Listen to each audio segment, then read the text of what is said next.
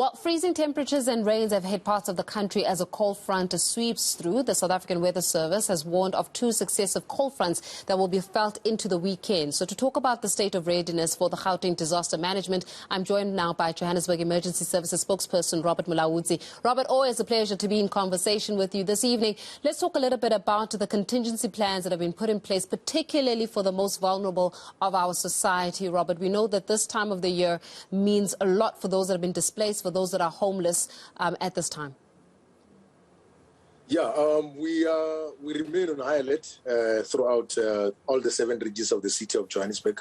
Our disaster management center has been activated to make sure that we can coordinate all the incidents which might occur throughout the city. Of course, our colleagues from the social development are looking at making sure that the most vulnerable are well looked after, so that we can be able to prevent incidents where there might be, hypothermia due to, extremely cold temperatures which we are facing now.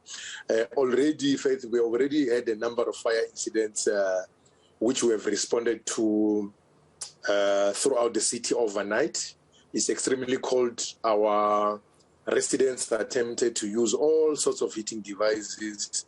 You can think of your brazier or imbaula, heaters, paraffin stoves, candles.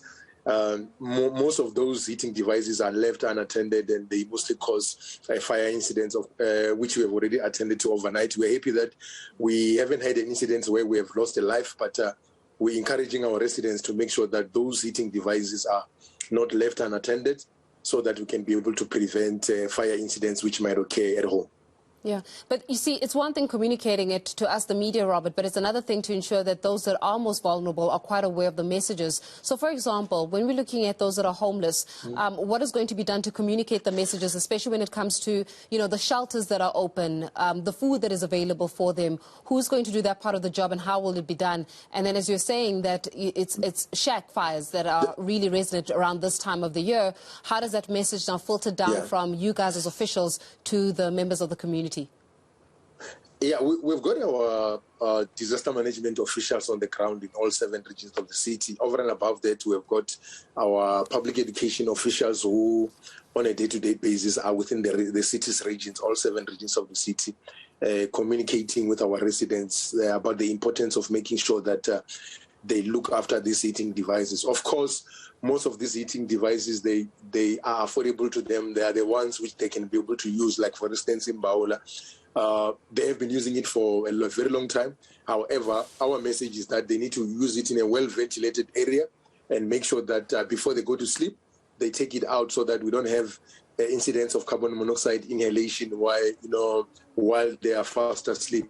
And of course, even our residents in our formal residential areas, they might be tempted to leave a heater maybe inside a room, whereby it might not be attended. That heater might cause fire, at home. So we're encouraging our residents to make sure that all these heating devices are well looked after while in use, so that we can be able to prevent fire incidents.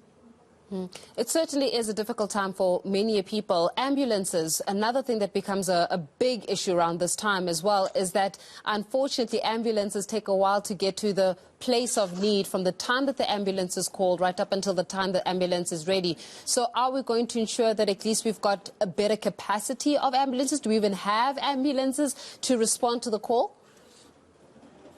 Yeah, at this stage, Faith, you're raising a very important question, but I'm not in a position to comment, because you know that we have the ambulances have been provincialized, so it means that the Gauteng province, they are the ones who are responsible for the ambulance service now. So I think they are the ones who can be able to count on that one. But however, in terms of fire incidents, you know that we have been on the news about the shortages of resources. We have had a number of vehicles which we have got in the last few months to add on the vehicles which we have. So we're happy that we are able to respond to most of the emergencies throughout the city effectively. Of course, we still have assistance which we're receiving from our neighboring municipalities like Tshwane and also Ekurhuleni when we have major incident. But we want to reassure our residents that we are capable of responding to all the fire incidents which might occur, throughout the city during this cold front. All right, well, Robert, very quickly in 30 seconds, take us into your confidence, though. Be honest. You are concerned about the ambulances, aren't you? Yes, we are concerned. Remember, we have got the resources. We've got all the resources to render, the ambulance service. However, because the responsibility of rendering ambulance service is not our jurisdiction, is a provincial responsibility. So I will therefore will want to leave that responsibility of to account to the provincial office. But from our side as a city, we've got all the resources which are required.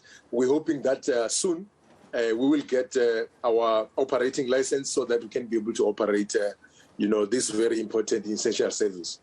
We hear you. Robert Mulaudzi, we'll leave it there for this evening. Johannesburg Emergency Services spokesperson giving us the latest on that matter. Well, up